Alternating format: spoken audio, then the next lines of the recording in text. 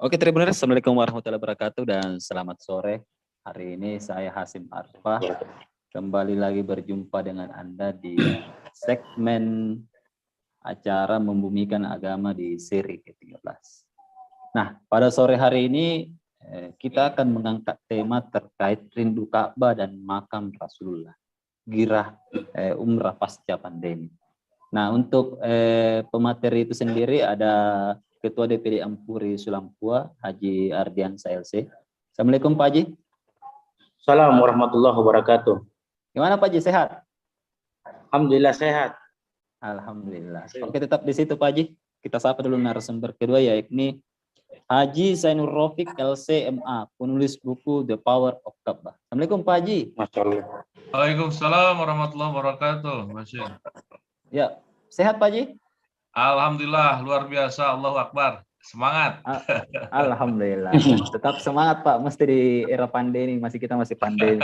Harus semangat kita. Siap. Nah, saya informasikan dulu Pak Zainur Rafiq ini bergabung dari Tasikmalaya, Jawa Barat, dan kita sangat bersyukur karena beliau sudah menyempatkan waktu untuk bergabung bersama kita di segmen acara Membumikan Agama. Nah, untuk awal ini kita bincang dulu dengan Pak Ardiansa. Gimana Pak persiapan umroh saat ini? Apakah memang sudah terbuka atau bagaimana? Silakan Pak.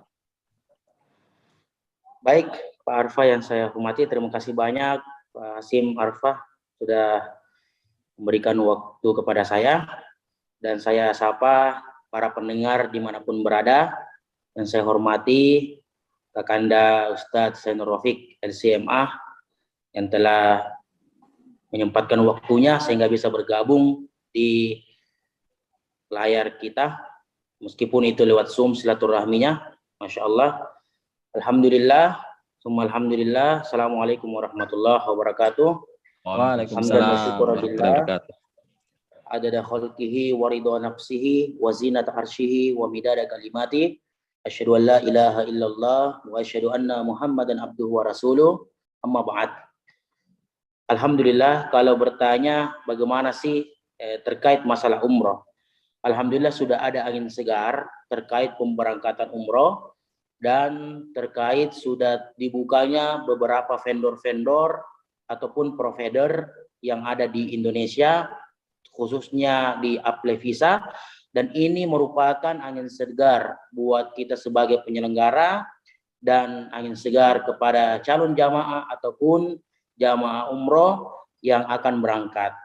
Tentunya kita sangat bersyukur, akan tetapi yang kita perlu ketahui adalah vaksin-vaksin yang diterima di sini yang tanpa melalui karantina ada 4 yang diakui oleh Arab Saudi. Di antaranya adalah Pfizer, Moderna, AstraZeneca, dan Johnson & Johnson. Yang lainnya itu wajib karantina selama 3 hari di Jeddah. Dan perlu kita ketahui bagaimana terkait jamaah dan calon jamaah kita ini kebanyakan 85% sudah melaksanakan yang namanya vaksin Sinovac.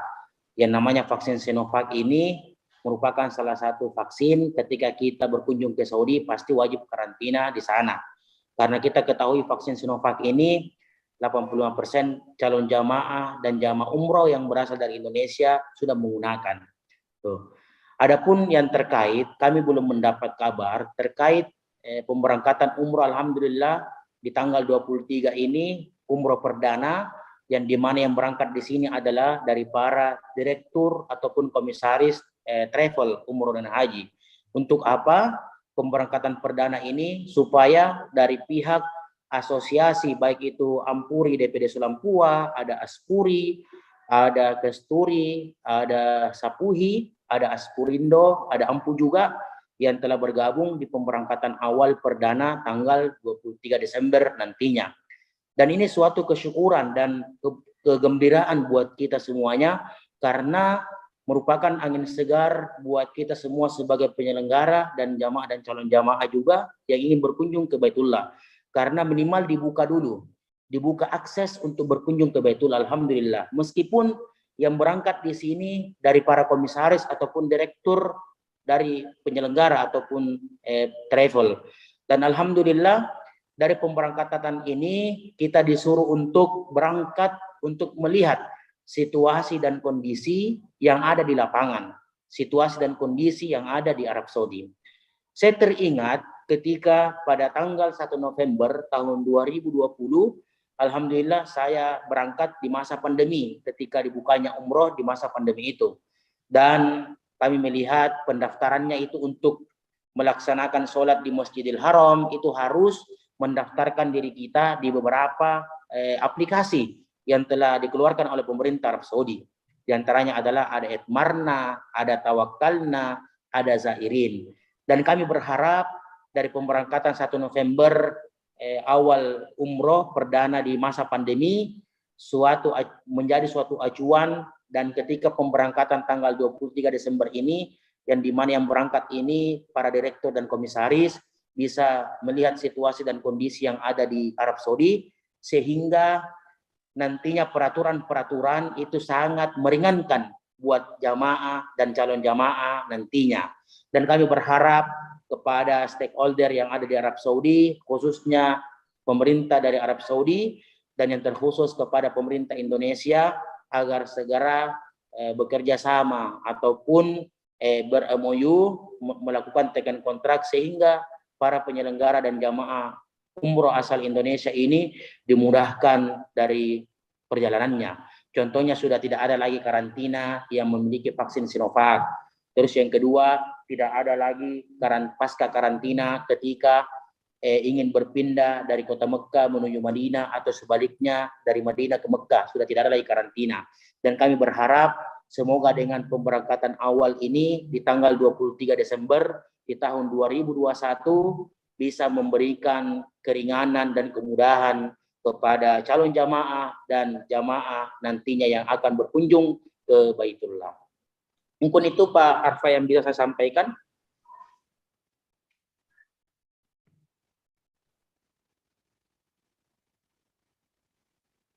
Siap, makasih Pak. Oh, menarik sekali ya tadi pembicaranya, dan kita sudah ada beberapa kemudahan, dan semoga saja ini bisa selanjutnya Pak.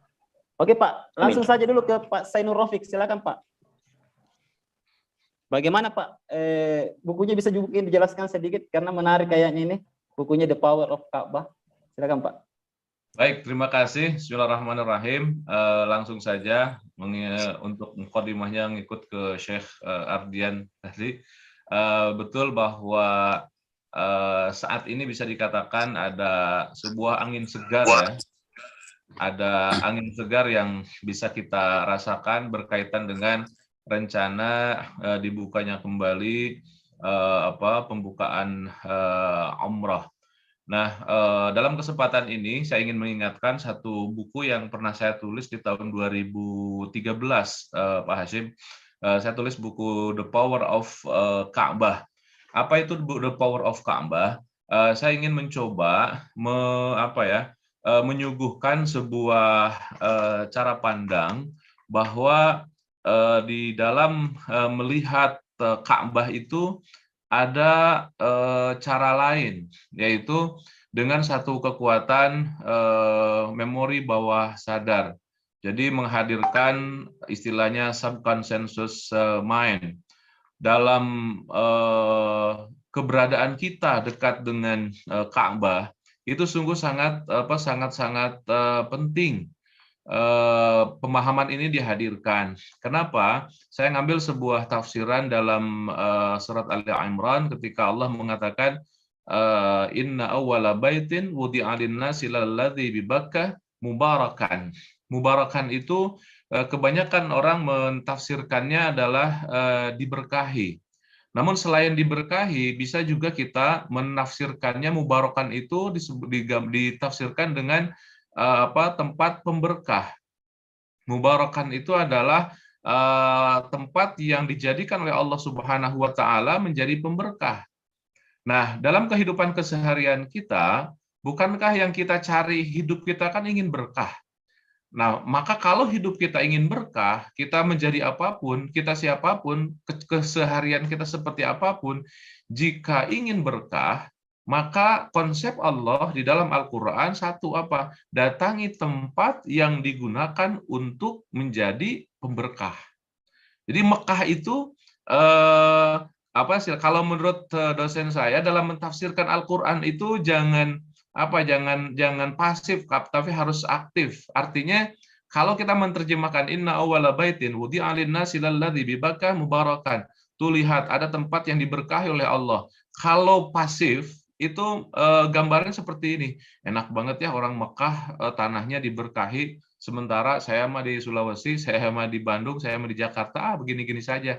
Itu efek dari menerjemahkan Mekah itu diberkahi. Sementara selain Mekah tidak diberkahi. Tapi kalau mentafsirkan mubarakan itu menjadi pemberkah, akan ada sebuah tantangan bagi kita. Kalau hidup kita ingin berkah, ya harus datang kita ke Ka'bah. Maka ini menjadi sebuah artinya menjadi sebuah tantangan bagi kita bahwa datang ke Mekah itu bukan hanya sekedar rindu ingin melihat saja, tapi memang ada tarikan, ada energi yang besar untuk apa? Untuk menambahkan keberkahan. Kalau kita lihat definisi dari berkah, apa itu berkah? Berkah itu adalah ziyadatul khair, bertambah kebaikan. Saya sering menyampaikan kepada para jamaah ketika sebelum berangkat, ibu dan bapak, kalau kita sebelum umroh kita punya satu perusahaan, maka pastikan pulang umroh itu pasti bakal punya 2 perusahaan, 3 perusahaan. Kalau umrohnya benar. Kenapa? Karena kita datang ke Ka'bah itu datang ke tempat yang sengaja diciptakan oleh Allah Subhanahu wa Ta'ala untuk memberkahi kita. Pasti akan berkah. Dan kita ketahui dalam hadis digambarkan sesungguhnya ibadah umrah dan ibadah haji itu yanfiyani minal faqr. Ibadah umrah, ibadah haji itu meniadakan kefakiran. Artinya kita orang Islam diarahkan harus menuju ke Ka'bah, ke Mekah, agar kita menjadi orang yang berkah hidupnya, agar kita terbebas dari kemiskinan dan juga kefakiran. Itu salah satu mindset yang saya bangun dari buku The Power of Ka'bah. Maka sebelum ada sebuah roghbah ya, ada sebuah keinginan yang tinggi bahwa kita ke sana itu ternyata untuk lebih bisa bisnis kita, kemudian juga kehidupan kita tuh semakin baik, semakin ada ziyadatul khair. Khairnya itu kebaikannya semakin bertambah dan bertambah. Maka saya kalau ke jemaah umrah ataupun jemaah haji, selalu saya sampaikan, ibu bapak kalau pulang umrah, pulang haji, kemudian kita pakai peci, diam saja di masjid. Saya mah nggak usah bisnis, nggak usah dagang, saya mau jadi merbot masjid aja, diam di masjid. Itu salah, dalam tanda kutip ya. Kenapa? Karena yang namanya mabrur itu bukan seperti itu. Yang namanya mabrur itu kan diambil dari kata barro ya birru, artinya mengabdi. Ada padanan istilahnya birrul waliden, artinya berbakti. Maka yang mabrur itu setelah pulang umrohnya semakin berbakti. Maka saya sampaikan, orang yang makin setelah pulang umrohnya bisnisnya makin kencang, itu yang mabrur. Orang yang pulang umrohnya semakin bersemangat untuk kebaikan, itu yang mabrur. Bukan yang diam saja menikmati spiritualitas dengan sendirinya di masjid, jadi merbot masjid gitu kan. Saya mah nggak mau bisnis, saya mah nggak mau mikirin yang lain, saya mau mempersiapkan aja seperti itu. Ternyata itu bukan apa yang diinginkan. Yang diinginkan adalah pulang umroh, pulang haji, dia memiliki effort yang besar, istilahnya kedisiplinan dan juga semangat hidupnya menjadi tinggi. Nah, betapa rindunya kita dengan Ka'bah, betapa rindunya dengan makam Rasulullah untuk hal tersebut. Artinya ibadah umroh dan ibadah haji itu adalah ibadah yang akan mengangkat derajat spirit semangat kita. Betapa nikmatnya kalau kita mampu menjadikan kerinduan pada Ka'bah itu adalah kerinduan pada attitude yang positif di dalam produktivitas kehidupan keseharian kita. Nah, Mas Hasim, ini yang sebenarnya ada dalam yang saya tulis sejak tahun 2013 tentang The Power of Ka'bah. Dulunya judulnya adalah Mukjizat Ka'bah. Kemudian setelah cetakan ke-13 saya ganti dengan The Power of Ka'bah. Artinya ada narasi lain yang ingin kita hadirkan dalam memandang Ka'bah, tidak hanya dari sudut pandang klasik yang biasa beredar di masyarakat. Itu mungkin sementara gambaran awal dulu, Pak Hasyim. Terima kasih.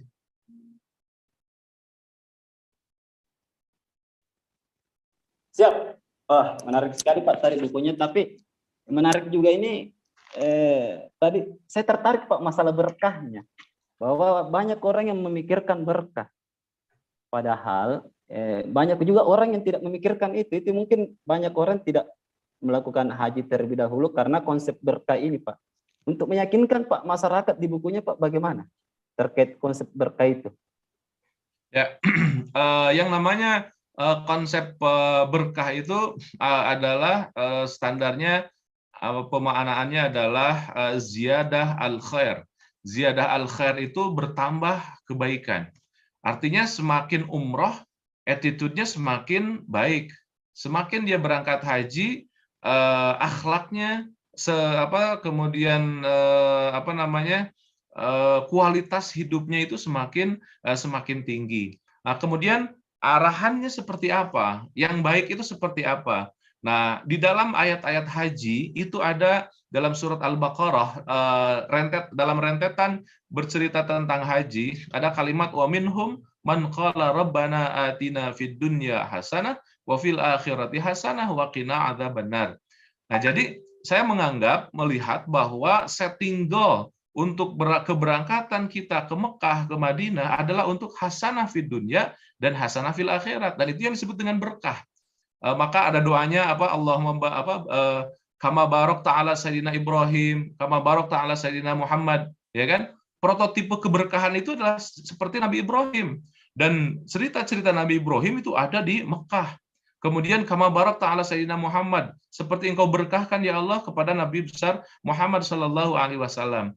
Nah, kemudian kita lihat seperti apa sih berkahnya Nabi Muhammad dan berkahnya Nabi Ibrahim. Kalau saya melihat dalam buku The Power of Ka'bah ini, saya munculkan orang yang berkah itu adalah orang yang kaya raya di dunia, di akhirat masuk surga. Itu yang namanya berkah. Jadi tidak benar jika seandainya ada yang mengatakan nggak apa-apalah umat Islam miskin, toh nanti di akhirat kita akan menjadi orang yang masuk surga. Saya bilang itu kata-kata yang dolun mudilun, sesat dan menyesatkan. Kenapa? Membuat orang tidak kaya. Justru umat Islam itu harus kaya. Umat Islam itu harus ada di garda terdepan dalam peradaban. Nah, pendalamannya Mas Hasyim adalah hasanah fid dunya dan hasanah fil akhirat. Kalau kita misalkan punya analogi ya, hasanah fil akhirat itu kan masuk surga. Masuk surga itu kan gambaran kita rata-rata di surga mah enak, ingin A dapat A. Ya Allah, ingin anggur yang mahal, pasti dapat anggur yang mahal yang diinginkan. Begitupun sebenarnya harusnya di dunia. Artinya kita ingin sesuatu langsung ada, kita ingin sesuatu langsung ada, dan itu namanya hasanah. Jadi tidak istilahnya itu ternyata keberkahan yang dimunculkan oleh Rasulullah Shallallahu Alaihi Wasallam dengan nilai-nilai yang ada di dalam tata cara hidup Rasulullah ternyata sungguh sangat luar biasa. Nah, kemudian setelah hasanah fid dunya dan hasanah fil akhirat, clue-nya. Lalu bagaimana agar kita ingin menjadi berkah? Nah, ingin menjadi berkah ternyata kuncinya satu, dan alhamdulillah kemudian buku kedua saya setelah The Power of Ka'bah itu muncul, judulnya The Power of Syukur. Jadi agar kita bisa hidup syukur, agar kita hidupnya semakin bertambah adalah masuk ke wilayah kesyukuran. Di dalam doa-doa haji ataupun umrah kan doanya begini, Allahumma ja'alna hajjan mabruran. Ya Allah, jadikan aku orang yang melaksanakan ibadah ke tanah suci yang mabrur. Kemudian wasa'yan mashkuran, dan kehidupan yang penuh dengan kesyukuran. Jadi untuk kita saya arahkan dalam buku tersebut bahwa umroh dan haji itu adalah sebuah training. Training untuk apa? Training untuk memunculkan rasa kesyukuran. Allahumma ja'alna wasa'yan mashkuran. Kehidupan kita penuh dengan kesyukuran. Nah, maka buku The Power of Ka'bah ini memang tidak bisa lepas juga dari kelanjutannya yang saya tulis juga di tahun 2016 itu, yaitu The Power of Syukur. Maka orang yang pulang dari tanah suci yang menjadi orang yang kaya di dunia dan di akhirat masuk surga itu adalah orang-orang yang pulang dari Mekah, dari Madinah dengan memiliki mental kesyukuran. Itu mungkin Pak Hasim lanjutannya. Siap Pak, menarik sekali Pak sebenarnya. Masya Allah. Barakallah. Masya Allah. Menarik sekali tadi bukunya dan saya terinspirasi sekali Pak terkait itu. Tribuners kalau Hasim, saya mau bertanya, itu ya. Ustadz bukunya ada dijual?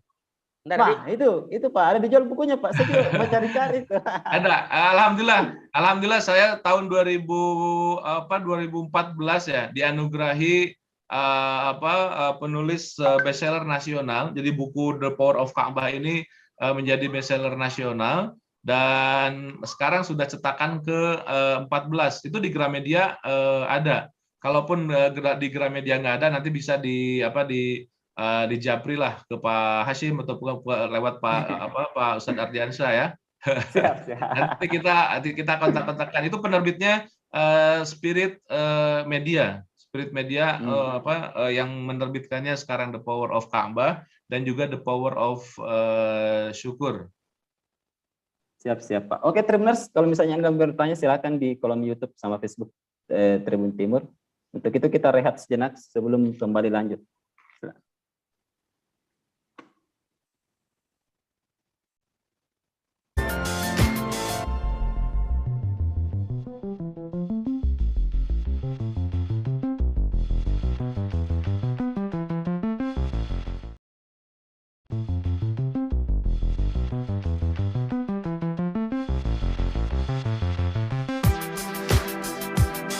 Jalan-jalan ke pantai, atau menaiki puncak gunung, melihat dataran indah, dan membayangkan lukisan alam Tuhan yang menakjubkan akan tersaji dalam sebuah liputan menarik juga eksklusif. Ikuti perjalanan saya menuju destinasi paling epik di Sulawesi Selatan, hanya di Wisata Virtual Tribuners.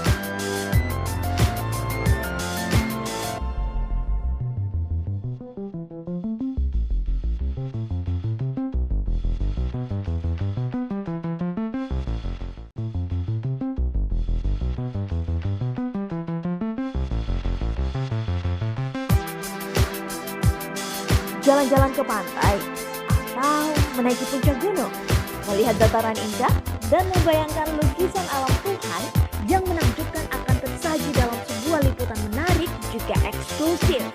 Ikuti perjalanan saya menuju destinasi paling epik di Sulawesi Selatan, hanya di Wisata Virtual Tribuners.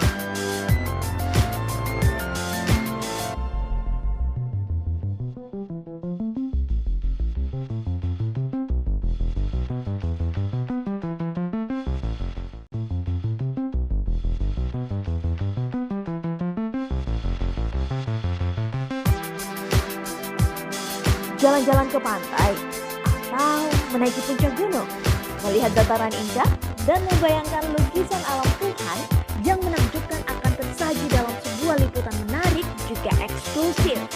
Ikuti perjalanan saya menuju destinasi paling epik di Sulawesi Selatan, hanya di Wisata Virtual Tribuners.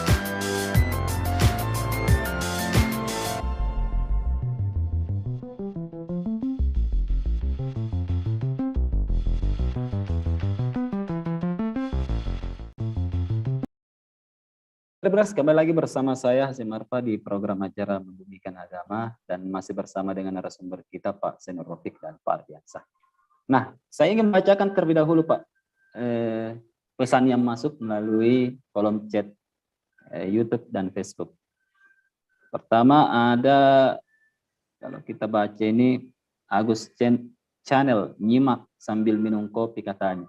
Wah, ini harusnya juga harusnya sambil baca bukunya. Kemudian Diana Susanti TR, Masya Allah. Kemudian Daya Siddiq, Assalamualaikum, salam santun kepada seluruh para ulama dimanapun. Oke, itu Pak. Pak, ini Pak buku isian di dalam situ Pak, saya tadi dapatkan bahwa ada sejarah terkait Islam tentunya tuh, bagaimana misalnya Ka'bah itu berdiri, kemudian ada juga unsur transcendental atau nilai-nilai kerohaniaan di situ.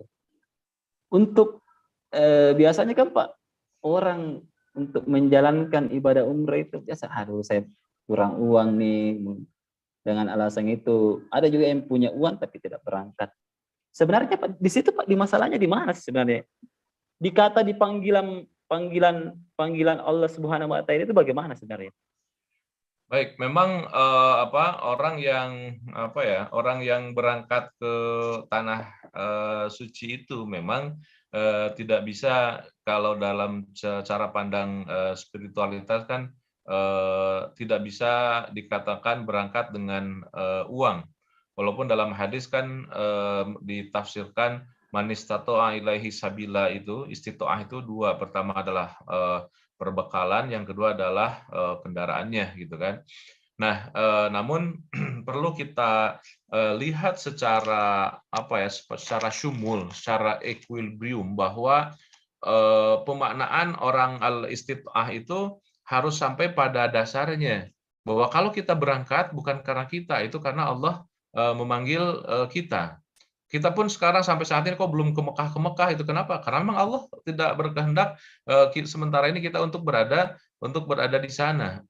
Maka permasalahan uang itu tidak jadi masalah, tidak jadi poin. Saya sering sampaikan kepada para jamaah, kalau saya misalkan di pengajian di masyarakat yang standar menengah ke bawah, itu kan sering saya, ibu-ibu, bapak-bapak ingin ke Mekah enggak? Ingin. Punya duitnya? Enggak. Saya bilang, ibu, yang menjadikan ibu dan bapak tidak berangkat umroh itu bukan siapa-siapa, tapi ibu sendiri. Kenapa? Salah jawabannya. Ketika saya tanya, ibu mau umroh? Mau. Punya uangnya? Punya, insya Allah. Harusnya begitu. Itu yang disebut dengan mental block. Bahwa sejak dini kita berkata bahwa saya tidak punya uang, maka saya tidak berangkat umroh. Yang punya uang kan Allah, yang maha kaya kan Allah. Dari mana saja?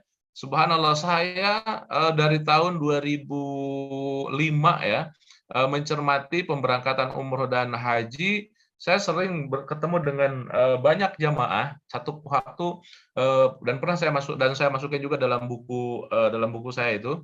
Ada seorang Mas Hasim, ada seorang penjual gorengan di Pekanbaru. Pada saat itu saya sedang melaksanakan siaran di radio Robani namanya di Pekanbaru. Kemudian datang ke studio, Ustadz, saya tadi menyimak pemaparan buku Ustadz. Kemudian saya minta didoakan agar juga bisa berangkat ke Mekah. Ketika berada di situ, saya tanya, ibu datang ke sini ingin berangkat umroh, kalaupun ibu doa kemudian juga melakukan apapun ya tidak akan berarti. Saya ingin tanya kepada ibu sekarang bawa duit berapa? Ini ada 5.000. Saya bilang, ibu, duit 5.000 itu niatan dengan bismillah bahwa ibu ingin berangkat umroh. Duit 5.000 itu tabungkan ke, waktu itu ada teman travel juga yang hadir, ini ke travel, tabungkan. Insya Allah siapa yang akan membayarnya? Allah. Yang penting kita yakin bahwa saya akan berangkat umroh. Ini DP-nya baru 5.000. Waktu itu umroh sedang 23 juta kalau nggak salah. Apa 18 juta, saya lupa lagi. Itu yang ngasih cuman 5.000 rupiah saja gitu. Subhanallah, 1 bulan kemudian saya kemudian melaksanakan manasik keberangkatan di Hotel Zafira kalau nggak salah. Ada ibu-ibu yang nangis langsung sambil salaman, Ustadz, terima kasih. Ibu kenapa? Ibu siapa? Saya katanya penjual gorengan yang waktu 2 bulan yang lalu ketemu Ustadz, dan saya ngasih uang 5.000 itu, dan ternyata sekarang saya ditakdirkan berangkat umroh bersama Ustadz. Subhanallah. Dari situ yakin Pak Hasim bahwa keberangkatan umroh itu bukan karena uang, tapi karena Allah berkehendak. Cuman karena kita yang melabeling diri kita yang menutup diri kita bahwa saya tidak punya uang, saya nggak bisa umroh, maka nggak bakal bisa umroh. Kalau kata Allah dalam hadis qudsinya, ana inda dzanni abdi bi, aku itu tergantung prasangka hambaku. Kalau hambaku berprasangka bahwa saya itu nggak bisa berangkat umroh, nggak punya uang, ya nggak bakal berangkat. Maka bagi para jamaah, bagi kaum muslimin, dan ini nyambung juga dengan pembumian materi-materi keislaman dalam kehidupan keseharian gitu ya. Kita itu memang harus ngebuka benteng-benteng tersebut. Itu yang harus harus dibongkar bahwa yang akan memberangkatkan dengan kemahakayaannya adalah Allah Subhanahu wa taala. Kita tinggal mengarahkannya saja. Nah, ini kemudian kalau dalam konsep Ronda Birna disebut dengan the law of attraction, hukum tarik menarik. Jadi kita berpikir, ya Allah, saya akan berangkat umroh 1 bulan lagi ataupun 2 bulan lagi atau 1 tahun lagi. Terus saja diafirmasi seperti itu, pasti akan berangkat. Kenapa? Yang memberangkatkan itu adalah Allah. Kemudian yang kita hanya mengikutin saja. Kalau dalam konsepnya the law of attraction itu kan alam ini akan bersekongkol menjermakan apa yang difikirkan. Jadi kita berpikir husnudzan kepada Allah bahwa Allah akan memberangkatkan kita. Pasti kita berangkat. Sudah bagaimana saya mah bisa berangkat, gaji aja cuma 2 juta, itu pun juga dipotong sama cicilan misalkan. Umroh sementara 30 juta ataupun 40 juta, nggak bakalan. Itu jelas nggak bakal berangkat umroh. Kenapa? Karena suudzon kepada Allah. Nah, banyak cerita-cerita termasuk yang di Riau. Kemudian ada juga di Padang. Saya bertemu dengan seorang dari Padang itu. Dari Padang itu orang yang tukang penjual lemang, sama, kasusnya sama. Artinya ada keinginan walaupun uang kecil, kemudian ditasarufkan dalam sebuah keyakinan untuk kita bisa berangkat ke sana, kemudian Allah akan mengkabulkannya sesuai dengan keyakinan kita. Maka itulah poin bahwa tentang masalah uang, termasuk mohon maaf Pak Hashim ya, dan untuk masalah sekarang, gimana umroh, bagaimana corona, bagaimana, nggak usah pusing. Kalau toh waktunya kata Allah berangkat, pasti berangkat. Kalau kata Allah nggak berangkat, mau bagaimanapun susah sekali. La mani'a lima a'taita, wala mu'tiya lima mana'ata. Nah, jadi kelanjutannya dari tadi itu yang dibangun dalam the power of Ka'bah, selain masuk ke wilayah kesyukuran, yang kedua adalah attitude ataupun juga kebiasaan untuk ridho, tenang, nyaman, dan bahagia. Jadi ternyata Ka'bah itu menjadi kalau saya istilahkan menara ataupun juga penanda bahwa hidup kita ini harus bahagia, harus tenang, harus optimis, harus bahagialah gitu. Jadi berangkat ke Tanah Suci, berangkat ke Madinah, ternyata mengasah kebahagiaan kita. Agar apa? Agar diri kita ada dalam kebahagiaan. Biasanya saya selalu sampaikan materi ini ketika kita melewati satu gunung di Mekah namanya Jabal Sur. Di tempat itulah Rasulullah mengajarkan Abu Bakar yang tadinya ketakutan, yang tadinya tidak nyaman. Dalam Al-Quran digambarkan idhuma fil ghar, ketika di dalam gua Sur itu mengatakan kalimat yang bisa menghipnotis Abu Bakar yang tadinya ketakutan, paranoid gitu kan, atau serba tidak nyaman. Kemudian Rasulullah mengatakan la takhaf wala tahzan innallaha ma'ana. Jangan takut, jangan sedih, innallaha, sesungguhnya Allah bersama kita. Ma'iyah kita dengan Allah itu menghilangkan ketakutan dan menghilangkan sakwa sangka. Maka disinilah letaknya bahwa ketauhidan itu membuat kita bahagia. Yang namanya the honesty, kebahagiaan itu apa? Ternyata kebahagiaan itu ketika tidak ada takut dan juga sedih. Dan 14 abad yang lalu Rasulullah mengajarkan kepada Abu Bakar, dan itu semua disimpan di dalam Al-Quran. La takhaf wa la tahzan innallaha ma'ana. Jadi Ka'bah juga, Tanah Suci juga mengarahkan kita untuk tetap dalam kondisi bahagia. Itu mungkin Pak Hashim. Siap Pak, menarik sekali Pak. Ada tadi poin yang saya catat, yaitu bahwa apa yang kita pikirkan maka alam akan bersekongkol untuk mendukung niat kita.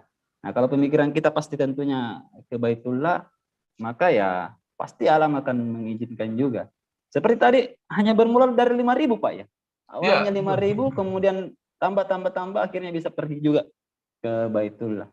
Makasih Pak atas pencerahannya Pak, dan dampaknya banyak yang saya mesti tanyakan ke Pak Zainul Rofiq, tapi di sini juga Pak sudah maghrib dan kita masa membahas lain waktu insya Allah. Lain waktu kita akan kayaknya mesti panjang lagi nih Pak. Menarik sekali Pak. Nanti saya undang khusus Pak. Siap Pak. Nanti saya undang khusus di acara kami selanjutnya. Baik, untuk menjelaskan konsep Baitullah ini. Oke, Tribuners, itu tadi perbincangan saya dengan Pak Zainur Rofiq, pembuat buku yang terkenal yakni The Power of Ka'bah, kemudian Pak Ardiansa tadi, Ustadz Ardiansa, Ketua Ampuri Sulamtua. Tribuners, terima kasih sudah bergabung bersama saya di Membumikan Agama. Tetap menjaga kesehatan, dan ini masih masa pandemi, tetap menggunakan atau menerapkan protokol kesehatan, memakai masker, kemudian kemana-mana juga. Kalau misalnya sudah bisa vaksin, silakan vaksin. Oke, Tribuners, sampai jumpa lagi di acara Membumikan Agama pekan depan, dan terima kasih Pak Zainur Rofiq sudah bergabung bersama kami. Sampai jumpa lagi. Assalamualaikum warahmatullahi wabarakatuh. Waalaikumsalam warahmatullahi wabarakatuh. Terima kasih Pak Terima kasih Hasyim. Pak. Iya Pak. Sama-sama Pak Hasyim.